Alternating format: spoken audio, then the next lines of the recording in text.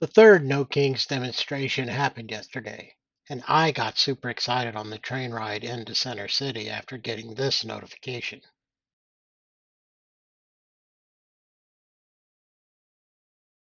Alas, Rachel wasn't asking to access the hotspot I hoped she would. Pretty sure that's a whole other topic to take up with her and not you good folks in the YouTube universe. Now it's Sunday, a day later, and I gotta say, No Kings 3 felt more like going to opening night of Beverly Hills Cop 3 than anything else. Foley is in Hometown Square. Repeat, Foley is in Hometown Square.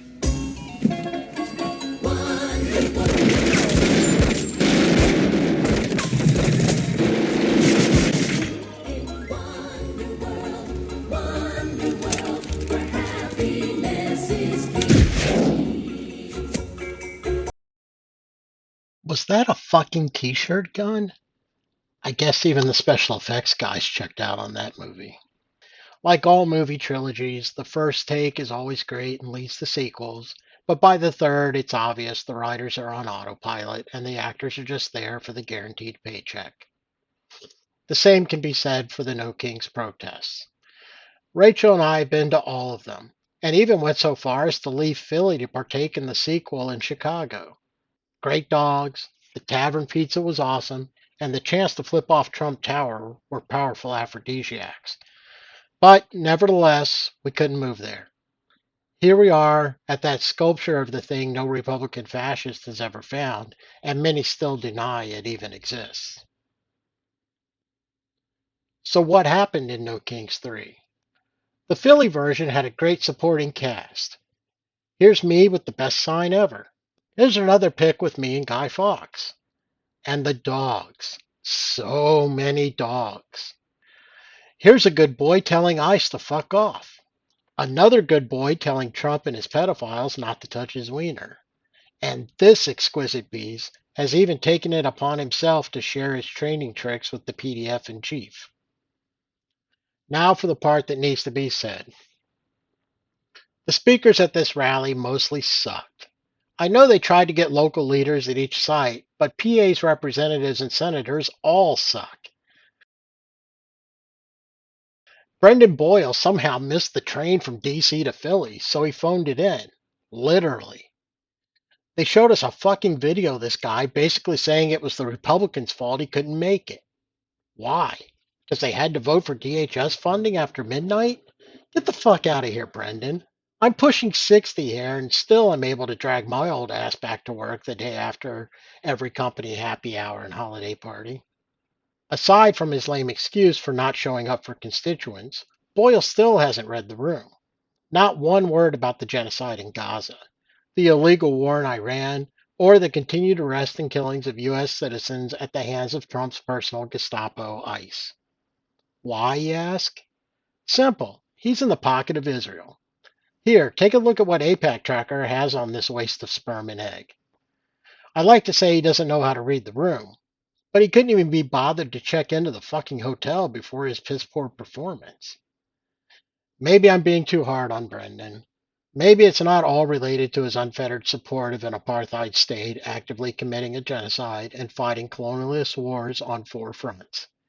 Maybe, just maybe, his brother fell back off the wagon and started berating waitresses in Montgomery County again or harassing his ex wife. Who knows? Who cares?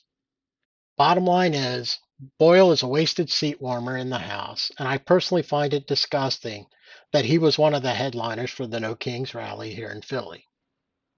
Brendan used to be my rep. Now my current rep is Madeline Dean. In many ways, she's worse. To her credit, she actually showed up to the rally. Guess Brendan couldn't catch the same train or share an Uber with her. They both work in the same office. How could she make the 90-minute commute from DC to Philly and he couldn't? Never mind. Let's talk about Madeline. Madeline's speech was mostly about the atrocities she saw when visiting ICE detention facilities. Included in her comments were revelations that in one of those ICE prisons, they held something like 600 men, women, and children. From there, she went on to talk about how kids are being denied an education and freedom in these facilities, and she is working tirelessly to change that. You know what she never brought up? That's right. Her allegiance to the same state Brendan obviously bends the knee to. Interesting, isn't it? That she can confidently espouse the standard of human rights, but not see that those same rights apply to the Palestinian, Libyan, and Iranian children she apparently supports killing on the regular. The good folks over at American for Justice in Palestine gave her an F in their last report. In no small part, this has to be due to the fact that she has taken over $250,000 from Israel and Israeli affiliated PACs. The stupidest and most revealing thing about her is she gave her speech standing in front of two huge banners about Gaza and no less than three Palestinian flags flying right in her airline. Here's the evidence. Read the room, Madeline. You're ignoring your base of support again, and while they may still vote for you later this year, I'm pretty sure they'll vote you out once they realize how unobservant you are about where the country and your constituents stand now. Before I end this thing, I just want to say that while this rally wasn't all that it could have been, the potential is still there if you and I know how to leverage these moments. Rather than going just to hear milquetoast centrists spew their we can do deportations in a kinder, gentler way, or Israel isn't the problem, they have a bad president just like us. Why don't you venture over to the guy handing out cookies, or the woman selling those $3 newspapers at the DSA table? Give them your number and your real email address. Shake their hands and answer the call or text next week when they invite you to a Zoom meeting or meet up. That's where the real work takes place.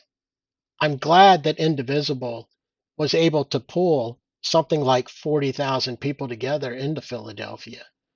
But like with all other things in this upside down world, the rally isn't ever going to be enough. But, and I want to emphasize this again, the important thing for you and I to do while we are at these rallies is to talk to those people we meet.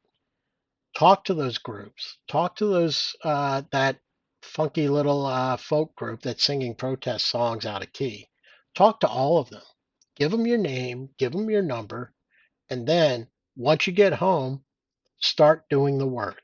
Get out, knock doors, make phone calls, do everything you can to make sure that this moment is a fleeting moment in the history of our country. Thanks, everyone. Bye.